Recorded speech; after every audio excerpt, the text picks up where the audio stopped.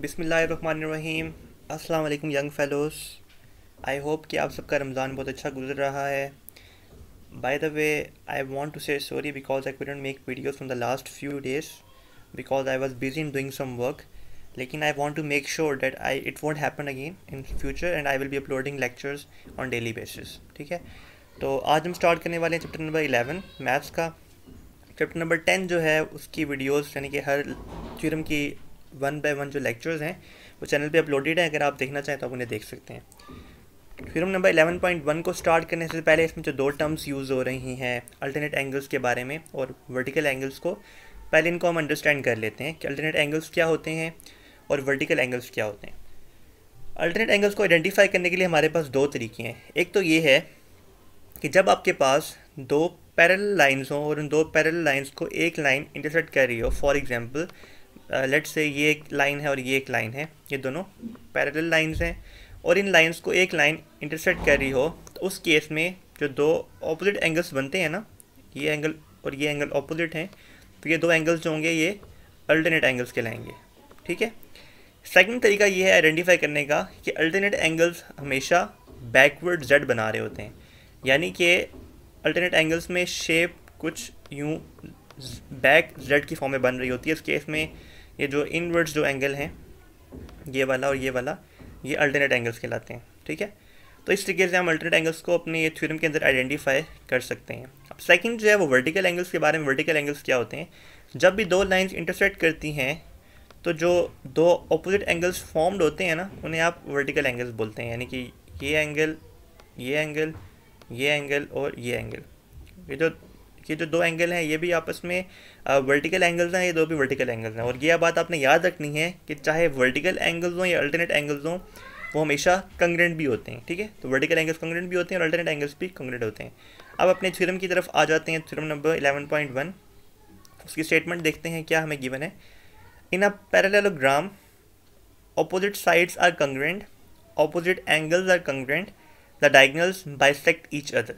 ठीक है, एक पैरेललोग्राम के अंदर ये तीन चीज़ें हम लोगों ने प्रूव करनी है कि ऑपोजिट साइड्स कॉन्ग्रुएंट होती हैं, उसकी ये प्रूफ करना है, ऑपोजिट एंगल्स कॉन्ग्रुएंट होते हैं ये प्रूफ करना है, और डायगोनल्स जो हैं वो बाइसेक्ट करते हैं, हम लोगों ने ये प्रूफ करना है।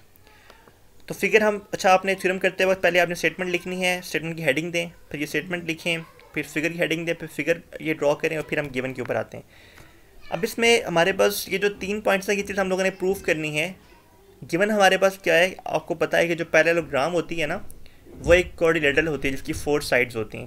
क्वाड्रिलेटरल का मतलब होता है any shape which has 4 sides, और उस क्वाड्रिलेटरल के अंदर उसकी ऑपोजिट साइड्स जो होती हैं वो पैरेलल होती हैं। तो हम इसी चीज़ को गिवन लेते हैं और यहाँ से हम अपने थ्योरम को स्टार्ट करते हैं। तो गिवन हमारे पास क्या हो जाएगा, इन अ क्वाड्रिलेटरल ABCD, जिसको मैंने ABCD का नेम दिया हुआ है, उसमें ऑपोजिट साइड्स जो होंगी वो पैरेलल होंगी। तो ऑपोजिट साइड्स कौन सी हैं? Side AB is parallel to side DC और side BC is parallel to side AD। ये फर्स्ट बात। और सेकंड बात ये कि पैरेललोग्राम क्योंकि एक क्वाड्रिलेटरल होती है, उसमें जो डायगोनल्स होंगे वो एक दूसरे को पॉइंट O के ऊपर मीट कर रहे हैं। तो मैंने लिख दिया कि AC और जो डायगोनल्स है और जो BD डायगोनल्स हैं वो दोनों एक दूसरे को पॉइंट O के ऊपर मीट कर रहे हैं। यहाँ तक हमारा गिवन हो गया है। अब टू प्रूफ क्या करना है? टू प्रूफ यही चीज़ें हमने इनको 1 बाय 1 लिखना है। फर्स्ट क्या है जी, opposite sides are congruent. Opposite sides कौन सी हैं? AB side is congruent to side DC और BC side is congruent to side DA। तो हम लोगों ने ये लिख दिया, AB DC कंग्रुएंट है और AD BC के कंग्रुएंट। ऑपोजिट एंगल्स कंग्रुएंट होने चाहिए। तो ऑपोजिट एंगल्स कौन से हैं? Angle BAD is congruent to angle BCD। ठीक है, और एंगल जो angle ADC is congruent to angle ABC, यानी कि ये दो ऑपोजिट एंगल हैं और ये दो ऑपोजिट एंगल हैं। हम लोगों ने ये सेकंड चीज़ प्रूफ करनी है। और थर्ड हमने प्रूफ करना है कि जो दो डायगोनल्स हैं वो एक दूसरे को बाइसेक्ट कर रहे हो। बाइसेक्ट करने का मतलब होता है दो इक्वल पार्ट्स में डिवाइड कर रहे हो। ठीक है, तो डायगोनल हमारे पास ये कौन सा है? AC डायगोनल है ना। इस डायगोनल के दो इक्वल पार्ट्स कौन से बनेंगे? OA और OC। तो ये दोनों कंग्रुएंट होने चाहिए। और OB और OD जो सेकंड डायगोनल के दो पार्ट्स हैं वो ये दोनों एक दूसरे के कंग्रुएंट होने चाहिए। अब थर्ड चीज़ है वो है कंस्ट्रक्शन। कंस्ट्रक्शन में हम लोग क्या करते हैं, फिगर में जो एंगल्स बने हैं हम उन एंगल्स को नेम्स दे देते हैं। तो मैंने नेम्स दे दिए 1 2 3 4 5 6।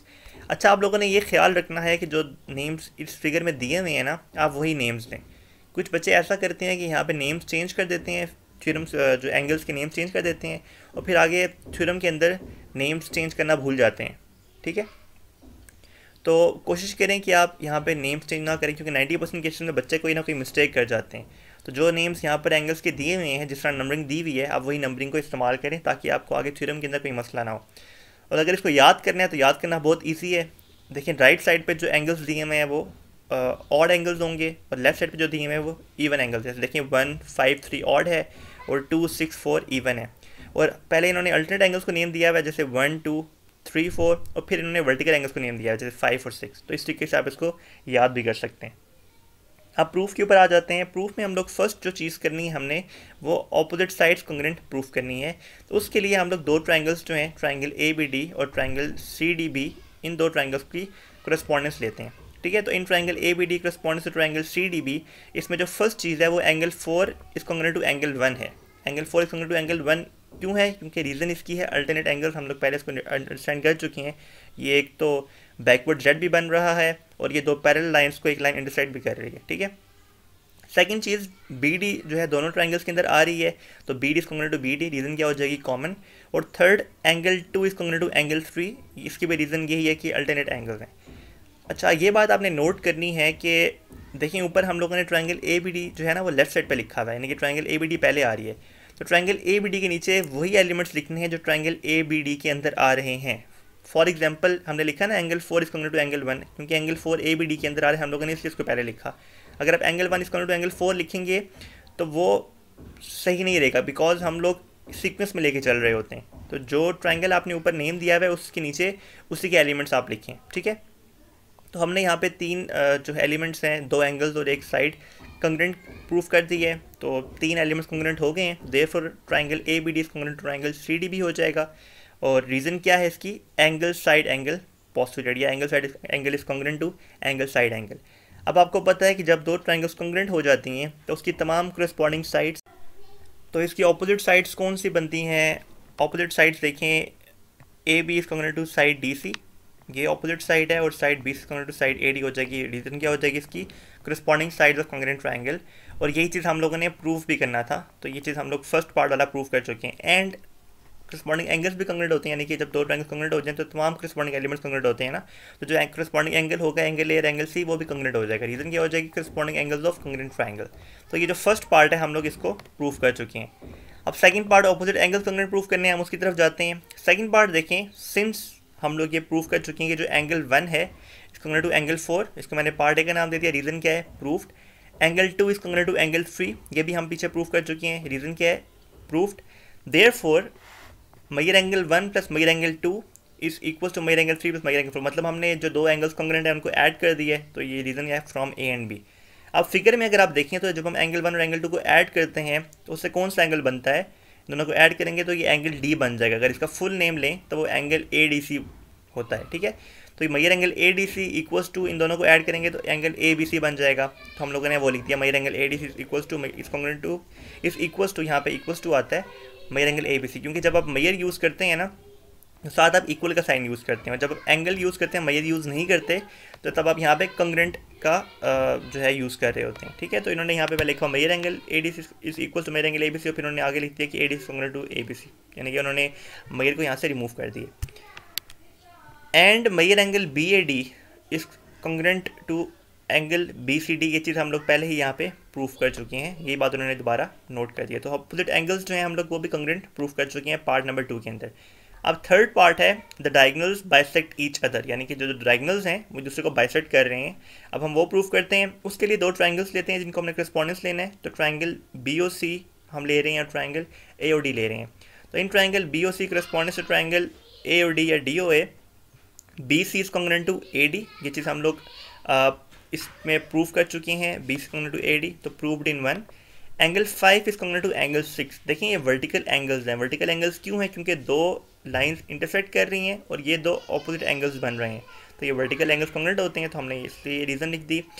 और angle 3 is congruent to angle 2, ये चीज़ अल्टरनेट एंगल है, भी हम पीछे प्रूव कर चुके हैं। Angle 3 is congruent to angle 2, तो ये भी प्रूव्ड है। तो तीन एलिमेंट्स कॉन्ग्रुएंट हो गए हैं, यानी कि दो एंगल और एक साइड। तो therefore triangle BOC is congruent to triangle DOA, इसका नाम हो गया angle angle side is congruent to angle side. ठीक है, हेंस तो क्योंकि दो ट्रायंगल्स कॉन्ग्रुएंट प्रूव हो गए तो तमाम करस्पॉन्डिंग साइड भी कॉन्ग्रुएंट होंगी, तो हेंस हम कह सकते हैं कि side O C is congruent to side O A and side O B is congruent to side O D. Reason क्या हो जाएगी, corresponding sides of congruent triangle. तो जो तीनों चीज़ें थी हमने उनको पार्ट्स में डिवाइड करके वन बाय वन तीनों चीज़ों को हमने प्रूव कर लिया।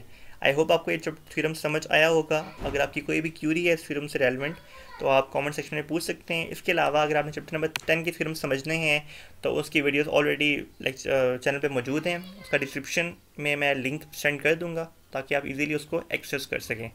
अपना ढेर सारा ख्याल रखिएगा। अल्लाह हाफिज़।